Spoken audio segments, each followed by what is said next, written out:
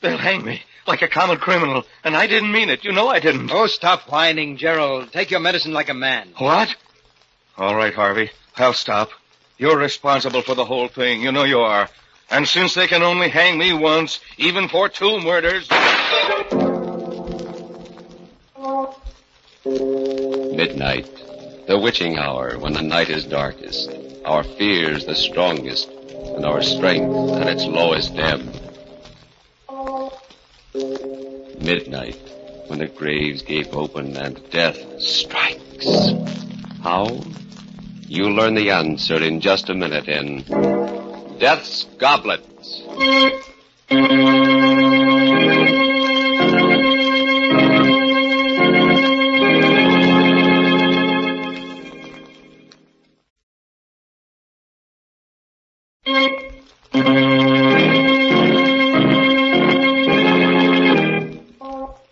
And now, Murder at Midnight. Tales of mystery and terror by radio's Masters of the Macabre. Our story by Sigmund Miller is Death's Goblet.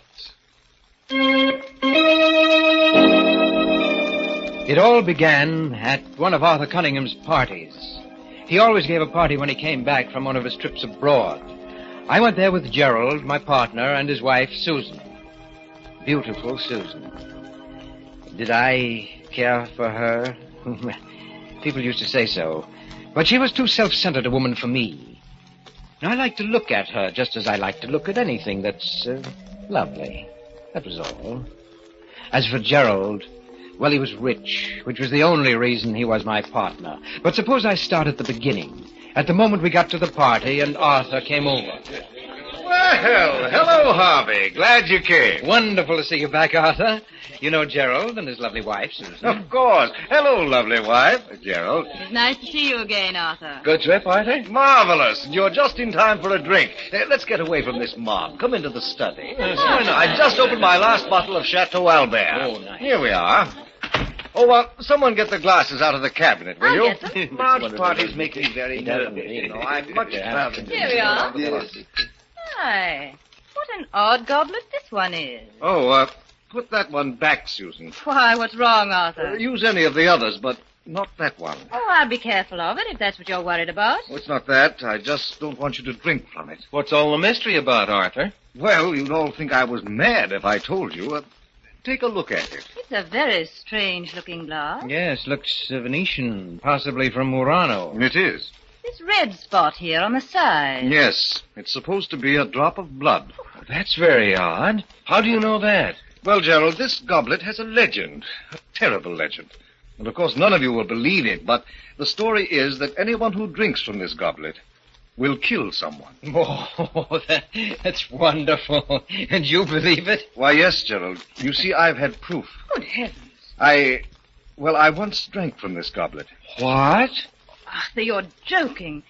You mean that Yes, you... Susan, it was justifiable homicide, but after I drank from it, I did kill someone. He was a thief and he attacked me, but still I killed him. Well, you never told us about that. Well, it's not anything that I care to remember particularly. Oh, how terrible for you, Arthur. Where did you get the goblet? From a murderer, a man who killed his wife. They were auctioning off his estate. Extraordinary. May I look at the glass, Arthur? Yes, if you like. Everyone stared at the goblet in silence as I held it to the light. It had a delicate brown tint, reminding me of old blood, except that it sparkled and glittered. The spot of red did look like a drop of blood about to roll down the side. It seemed ridiculous that this inanimate object could make men commit murder, and yet there was something about it that fascinated me, and suddenly I wanted to drink out of it. You seem very interested in my goblet, Harvey. Yes, will you pour some wine in it for me? What? Oh, no, Harvey. This happens to be one superstition I believe. Everyone who has ever put his lips to this goblet has killed. I don't know why it's so, but it is. Oh, it's silly, of course, but why tempt fate? Oh, nonsense, Gerald, nonsense. I'm going to drink out of it. You'll have to pour the wine yourself, Harvey. All right, I will. Well, here's, health and long life. No, Harvey, I won't let you. Oh, why, Susan. You shouldn't have done that. You've spilled some of Arthur's best burgundy and ruined a good tablecloth. It doesn't matter. I'm glad you did it, Susan. I won't let you or anyone else drink from that glass. It's strange to get so distressed about a ridiculous legend. I don't think murder is ridiculous. You know, I'd like to get rid of it. I was thinking of destroying it. Well, why don't you just fling it against the fireplace? No, I can't. Huh? I've tried several times, but somehow I couldn't. Arthur, Yes? how about giving it to me? I'd rather not. Oh, come on. You want to get rid of it, and I have a fine glass collection. I'd like to add to it. I'll keep it locked up. You'll be sorry, but if you want it that badly, Harvey, it's yours. Arthur, please don't give it to him. Susan, what's the matter with you? You watch over Harvey as if... As if what, Gerald? Oh, the whole business is absurd. Of course it is. Yes, and if I should drink out of it and commit a murder, that would be the most absurd thing of all.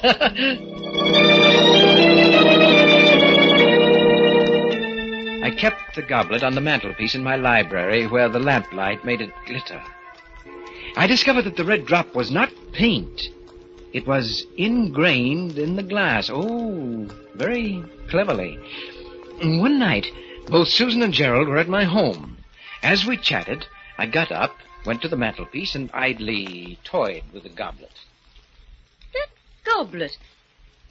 It's the one Arthur gave. Yes, you remember. He gave it to me. Why don't you smash it, Harvey? Get rid of it. Ooh, it gives us all the creeps. Well, Gerald, you aren't really afraid of a piece of glass, are you? You don't believe Arthur's story at all, do you, Harvey? On the contrary, Susan, I do believe it. But not the way you think. What do you mean? Well, I mean to say murder is not in the goblet. It's in me, in you, even in Gerald. Oh, what a silly thing to say, Harvey. Oh, yes, you don't need a magic goblet to commit a murder. All you have to do is let yourself go. Let go of the civilized controls that tie you up. Why, Gerald, if you had cause, you could murder me or even your lovely wife. Oh, I couldn't kill a fly. Oh, but you could if the fly gave you enough trouble. Now, supposing, just as an example, supposing that you discovered that Susan was really in love with me and only married you for your money. Harvey. Wouldn't that make you want to murder her, Gerald? Oh, you're crazy. That's not very funny, Harvey. Even you, Susan. What? Even though you have a lovely face and exquisite hands, even you could commit murder. Why, there must have been times when you hated Gerald, or only for a moment, of course. But in that moment, if you were not so civilized... Stop it, Harvey. Why, you could even put your lovely hands around my throat. Oh, stop it, Harvey. You're not that important to her. And then just why are we on this gruesome subject? That's Harvey's idea of humor. Susan looked at me, a touch of red at the point where the cheekbones make the skin taut. She seemed angry, but she wasn't really. Oh, yes, she loved me. I could see it in her face. She looked at me for a moment, and then dropped her eyes. May I look at the goblet, Harvey? No, I'm afraid not, Susan. You might accidentally drop it. It might be a good idea. Well, I have an even better one, Gerald. And that's to go home before we get really serious about this murder business. I sat there staring at the goblet after they left. It fascinated me, glittering in the lamplight. And as I looked at it, it almost seemed as if the red spot of blood was moving, rolling down its side. Why shouldn't I drink from it? Why? And before I knew it, I'd taken it down and put it on the table. I got a bottle of Burgundy, opened it, and I poured slowly, filling the goblet just up to the red spot. And then I drank from it. It seemed to me that the wine had a different taste, although I had drunk this wine often and knew its taste well. It was delicious. I had another. It was heady, and it made me a little dizzy, although I felt fine and free. Yes, light and dizzy. But after a while, when the dizziness wouldn't go away, I decided to go for a drive, even though it was close to midnight. I drove fast. The speed and power of the car gave me a feeling of great exhilaration. I took the turns at full speed, enjoying the danger of the sharp curves. Then I came to a long, level stretch of road. I pressed down hard on the gas. The needle of the speedometer slowly moved upward. 60, 70, 80, 85. The road, like a black ribbon, rolled up in front of me. And then I suddenly saw him, but it was too late. I struck him with my right fender. He never made a sound. The car swerved a little from the impact. My heart in my throat. I stopped. Then I backed up. Backed up. Backed up. Backed up to where the body was lying sprawled grotesquely on the edge of the road. One look was enough. He was dead. But no one had seen the accident. I stepped on the gas and drove off.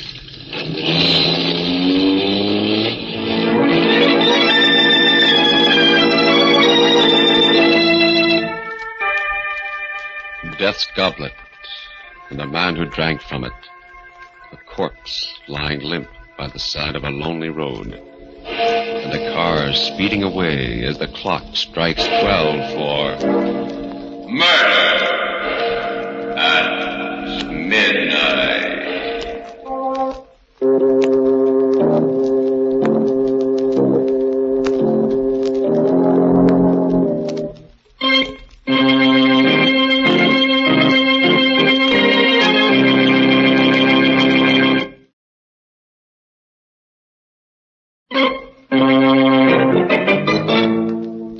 And now, back to Murder at Midnight. Harvey challenged the curse of the goblet and found it true. He had just killed a man after drinking from it.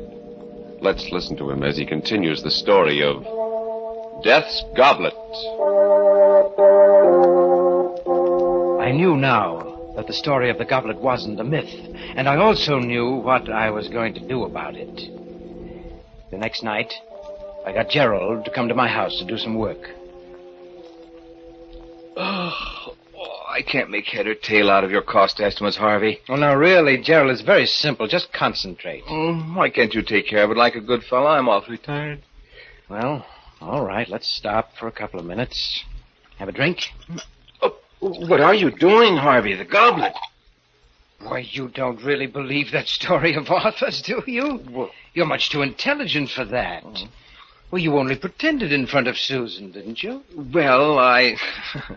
yes. Had to pretend. You know, women. Well, of course. And even if you did believe it, I've a feeling that... basically, you're pretty reckless, aren't you? Used to be pretty wild when I was a young fella. Owned a motorcycle once. And... Yes, I know, yes. Well, let's drink up. Find me a victim, will you, Gerald? Huh? Well, you know, according to the legend, I've got to murder someone. Maybe even you. Harvey the murderer. Yes. Very nice wine. How about another? Right. Well, here's to your lovely wife. And how about switching glasses? Huh? Well, you might as well get a kick out of it, too. Well, okay. Here goes. I watched the fool swagger as he drank down the wine. In an hour, when he was alone, he'd be shivering with fright at what he'd done. Well, I did it. You certainly did. By the way, Gerald. Yes? I checked Arthur's story about this goblet. Yeah? And it seems that he's right. Everyone who ever put his lips to this goblet has committed a murder.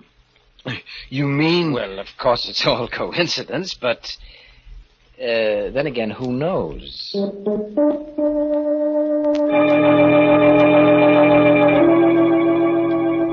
All the next week, I kept reminding Gerald about his drinking from the goblet.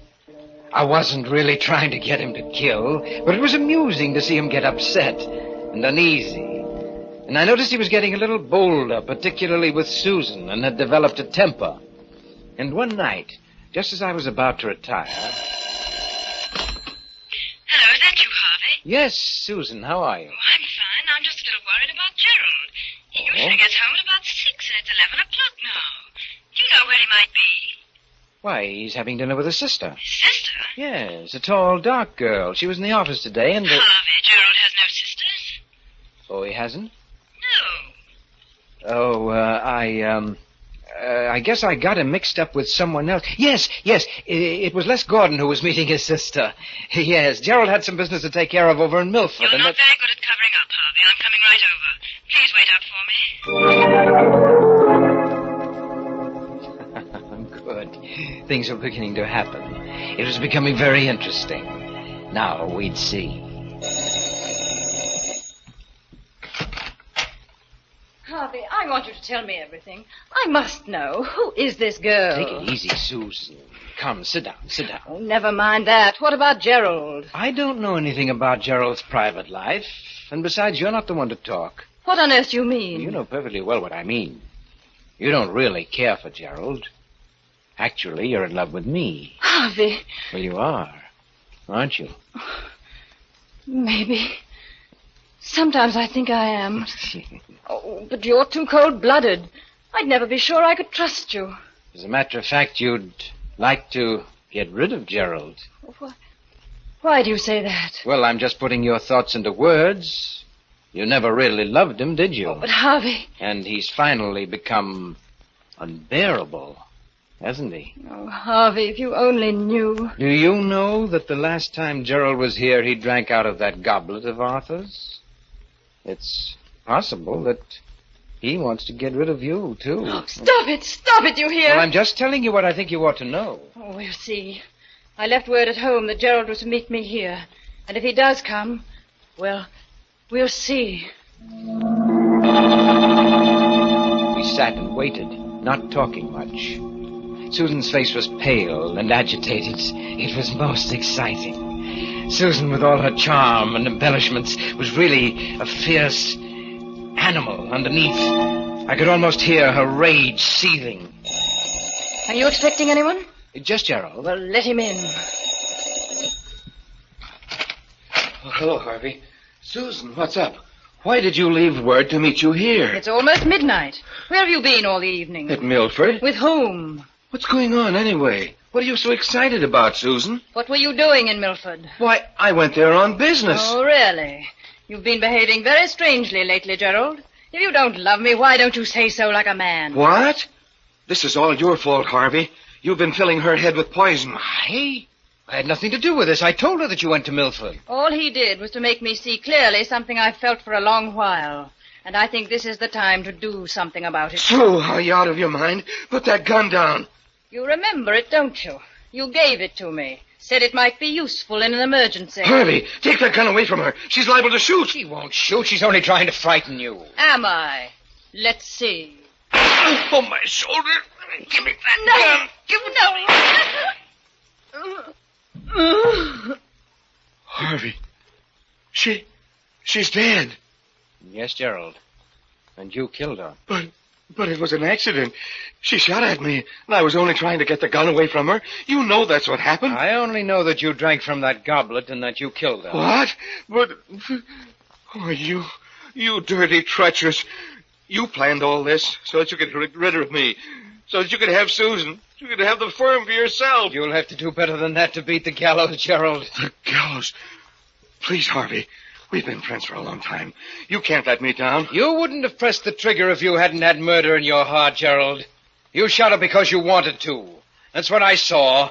I believe in telling the truth. Harvey, I'll turn over the business to you. I'll do anything if you'll just... I don't accept bribes, Gerald. All right. But I'll fool you. I'll call the police myself. Well, there's the phone. I'll prove my case in court. They won't convict me. Operator, give me the police. Hello? Police department? This is Gerald Hamilton. I just accidentally shot my wife. And my friend's home. Yes, she's dead. The address is 411 Grove Street. That's right. I killed her. Accidentally. Yes. I'll be waiting here. Cigarette, Gerald? Oh, treating me like a condemned man, huh? Well, I'm not going to die.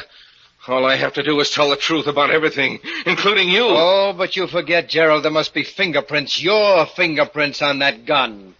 That won't look very accidental, will it? But Harvey... You did it, Gerald. I saw you. If you don't back me up, they'll hang me like a common criminal. Please, Harvey, don't let them do that to me, please. Oh, stop whining, Gerald. What? All right, Harvey, I'll stop. You're responsible for this whole thing. You know you are. And since they can only hang me once... You raised the gun, but I'd been expecting it. I grabbed his hand, pushed it against his chest. My finger pressed on his hand on the trigger. And suddenly, he went limp. You won't get away. My alibi was perfect. All I had to do was wait for the police that he himself had called. The minutes ticked slowly away. And then...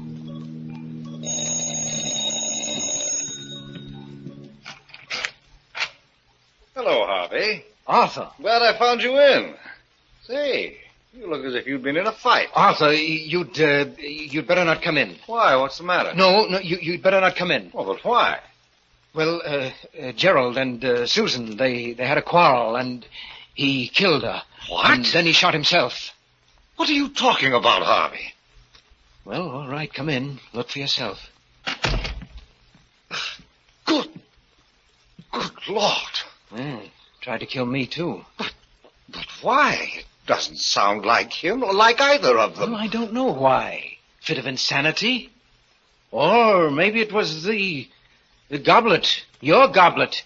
He drank out of it, you know. The goblet? Why, that's ridiculous. As he spoke, he picked up the gun. It made me furious. All those fine fingerprints of Gerald's were now erased. Put that gun down, Arthur. There are fingerprints on it. Oh, I'm sorry. I didn't realize. I tried to get hold of myself. The stupid fool, he was going to ruin everything. But I had to keep calm. What were you saying about the goblet? Why, it has no curse or magic. I just made that story up. You made it... You mean... Of course, I bought the goblet in an antique shop. As a matter of fact, I have a whole set of them. The pulses hammered away in my head. A vast, uncontrollable anger seized me. Was it because of those precious fingerprints that he'd wiped out, or because I had believed in the goblet myself? I don't know. I only know that I had to fight to keep from grabbing him by the throat. You know, I don't think you're telling me everything you know about this horrible business, Harvey. In fact... A red-hot wave came over me. I don't remember exactly what happened. Let me go! Get your hands off me! Oh!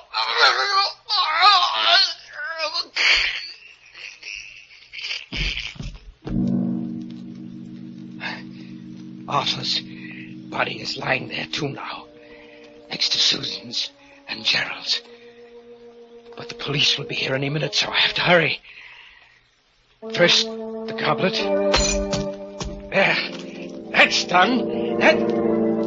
No. Some of the broken fragments still glitter in the lamplight. I've got to crush them, grind them to powder under my heel. But there are always other pieces that I can't find. They're hiding from me. They're afraid of me. But I'll find every piece. I'll find them. I'll find them. I'll find them.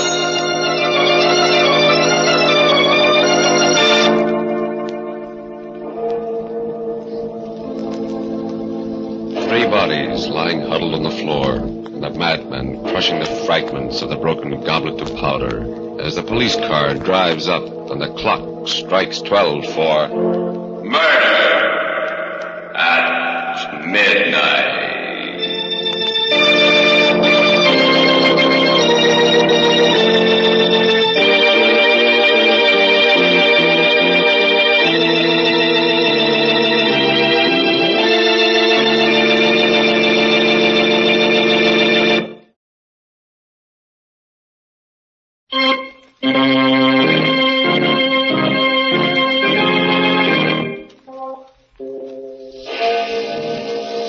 Remember to be with us again when death appears at the door, wearing the face of a friend, and the clocks strike 12 for murder at